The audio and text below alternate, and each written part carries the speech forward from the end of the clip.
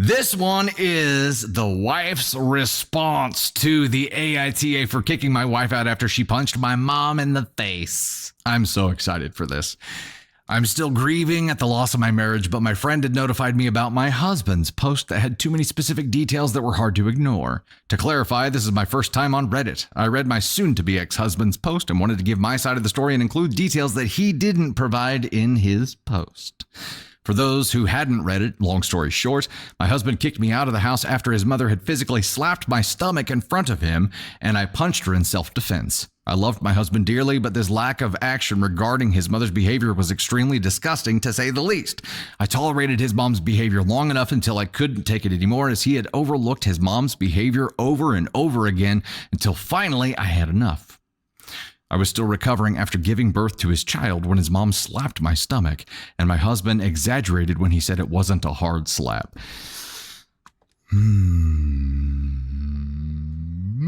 Sorry, I got lost. The slap itself was hard enough to be heard by everyone in the room. I had lost it at this point when his mother slapped my stomach with a turd-eating smirk that wasn't visible from my husband's point of view. At least that's what my husband claimed. I had a mental breakdown when my husband told me to leave after kicking everyone out of the house. You should have seen his face when he told me to get out, with a straight face and without hesitation. Our baby was crying at this point before I left, and I couldn't do anything but cry that night after I went to stay with my mother. His mother sent me a text mockingly saying, "I'm going to file charges against you for assault, you fat little whore. Now stay the out of our lives." You don't think this was intentional? Bro, come on, man.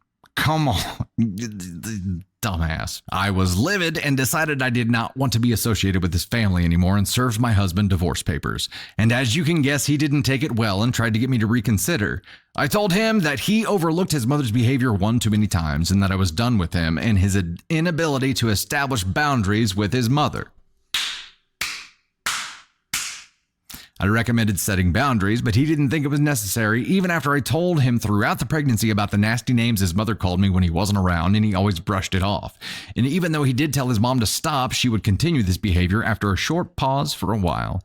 Before I left after handing him divorce papers, he begged me for another chance and told me he cut contact with his mother permanently. Bullshit. I told him that he is sorry now that I handed him divorce papers and that he was too late to act now that I had decided I wanted out of the marriage.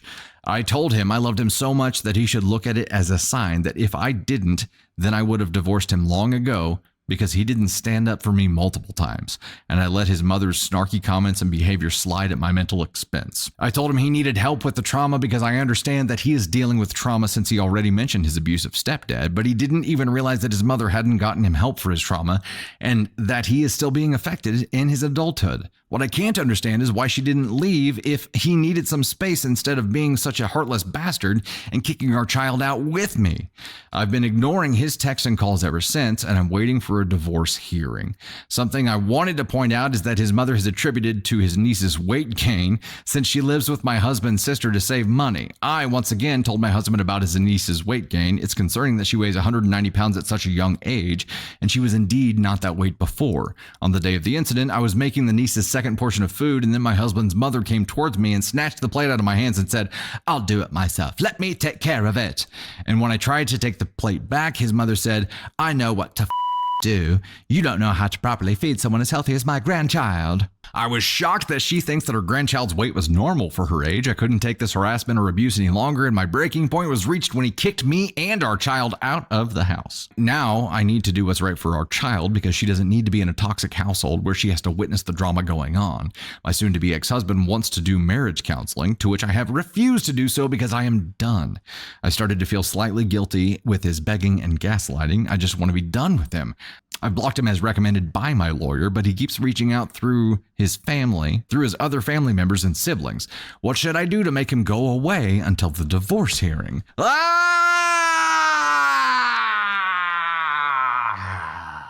don't know that you can make him go away. You just ignore things. When you're doing the right thing, this is one of those situations that's a, if not for you, for your kid, mama bear up kind of thing. And a lot of people go through that where they'll put up with a whole bunch of bullshit, but as soon as their kid is involved, they are like, I'm out. I am out.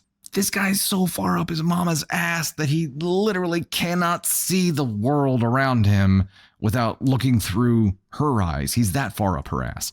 He's completely manipulated here. For him to completely change his tune once divorce papers are served and say, oh, I'll go no contact with her. The you will. You allowed your mother to destroy your marriage, to destroy your life. You allowed your mother to manipulate you into kicking your wife who had just given birth and your baby out of the house. What makes you think you have the power or ability to cut her off? You've already allowed her to destroy your life. It's a little bit too late here, bro. He needs to. I mean, he needs to start this very long, very painful journey of self-discovery here and breaking the bond that his mom, or the control tether that his mother has over him. Otherwise, he's not going to be a part of his kid's life.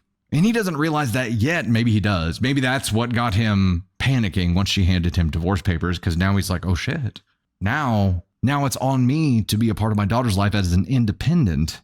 There's got to be some kind. I don't know if you can impose some kind of structure about not letting him take your child around toxic grandma without her doing something that warrants some kind of legal off limits structure there. So you still have that to worry about. I mean, I would definitely use the slap as assault on her. So maybe you do need to file against her so that you can use that later on to make sure that your kid isn't around this crazy bee.